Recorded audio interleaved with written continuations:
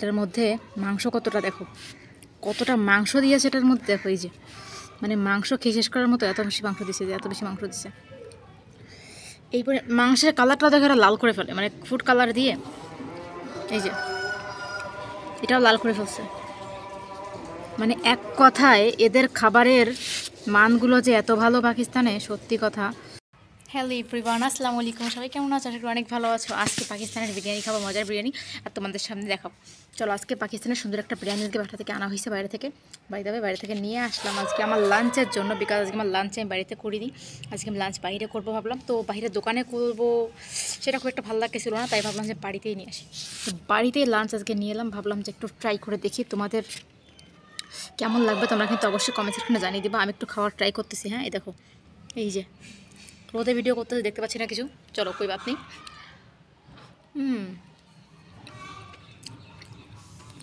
বাকি মানে এই পাকিস্তানের যে বিরিয়ানিটা দেখো কত tasty, yummy, my god, look at this.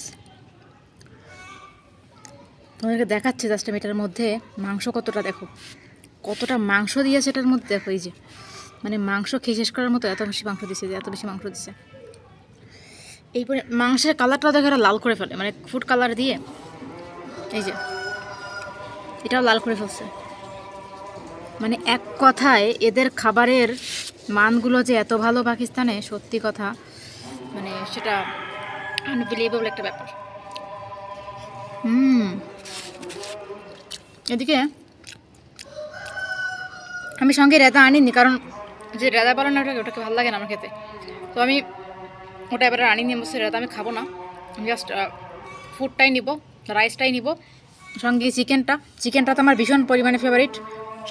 আমার মানে আমি যখনই প্রায় টাইমে আমি আসলে এই খাবারটা মানে বাইরে থেকে নিয়ে আসি কিনে, আমার খুব বেশি ভালো লাগে পাকিস্তানের বিরিয়ানিটা। আমি পাকিস্তানে এসে কিছু খাই আর না খাই, আমি বিরিয়ানির পুরো লাভার এখানে এসে, মানে এত বেশি পছন্দ করি পাকিস্তানের বিরিয়ানিটা, মানে এক কথায় বলা বাহিরে। যাই হোক, আরও রোদে বসে খাচ্ছি আজকে আমি, রোদে বসে খাওয়া তো আরও বেশি মজার। যেহেতু এখন হালকা হালকা ঠান্ডা এখনও আছে, এখনও পুরোপুরি গরম পড়েনি, তো তোমরা তো জানোই যে এখনও বেশ ঠান্ডা বাইরে। আর পাকিস্তানে ঠান্ডা খেতে বেশি থাকে, বাংলাদেশের তুলনায় এখানে ঠান্ডা বেশি থাকে। যাই হোক, বেশি কথা বলে লাভ নেই, খেতে হবে।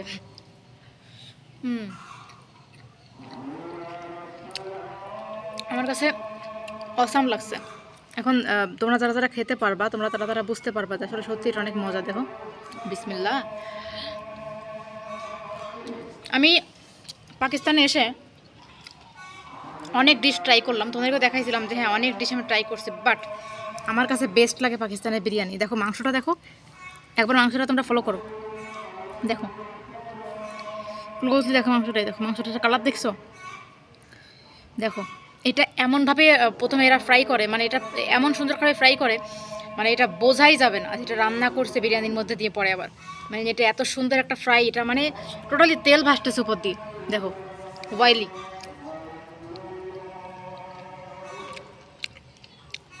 যদি এক কথায় বললে শেষ হবে না, অনেক বেশি মজা।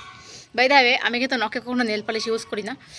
আমি যখন থেকে বুঝতে শিখছিলাম যে নখে নেল পালিশ ইউজ করা আসলে আমাদের ধর্মে হারাম, তখন থেকে আমি নেল পালিশ ইউজ করি না। আমি সব ইউজ করি, বাট নেল পালিশ আমি ইউজ করি না, কারণ এটা নামাজ হয় না, এটা বললে আবার আরেকটা ব্যাপার, উঠাইতে হয়, অনেক ঝামেলা হয়, তাই জন্য আমি নেল পালিশটা ইউজ করি। অনেকে আমাকে বলে যাবো তুমি নেল পালিশ দাও না, আমি নেল পালিশ এই জন্য দিই না।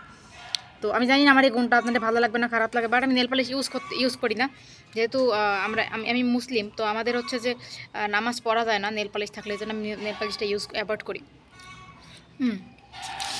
যাই হোক, তোমাদের সাথে তো আমি সবসময় গল্প করি, আর গল্প করতে গেলে খাওয়াটা কম হয়ে যায়, এত বেশি গল্প করি।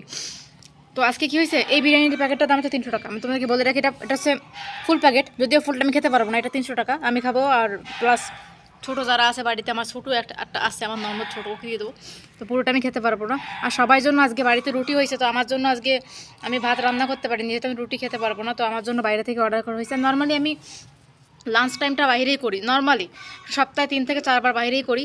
আর সকালের যে মানে সকালের খাবারটাও তো মোটামুটি কলা আর ডিম খাই, এটা রুমেই হয়, আর রাতের খাবারটা বানাই আমি, এই হচ্ছে ব্যাপার। তো এই হচ্ছে আমার ছোটোখাটো একটা ফ্যামিলি ব্যাকগ্রাউন্ড, আমার নিজের লাইফ স্টাইল। আর একা মানুষ তো, মানে বাঙালি বলতে আমি একা, বাড়িতে অনেক মানুষ, বাট বাঙালি বলতে আমি একা, তো বাঙালিদের ভাত লাগেই, তো ভাতের কোনো আইটেম হলে মানে মোটামুটি বিরিয়ানিটা হলে চলে। তো এই হচ্ছে আমার হিসাব কিতাব। তোমাদের কাছে কেমন লাগে তোমরা কিন্তু সেটা আমাকে জানাতে ভুলো না। যাই হোক, গল্প করতে করতে খাবারও কিন্তু আরেকটা মজা, তাই না? যদি গল্প করতে করতে খাই সেটা কিন্তু আরেকটা বেশি মজার হয়ে যায়, তাই না?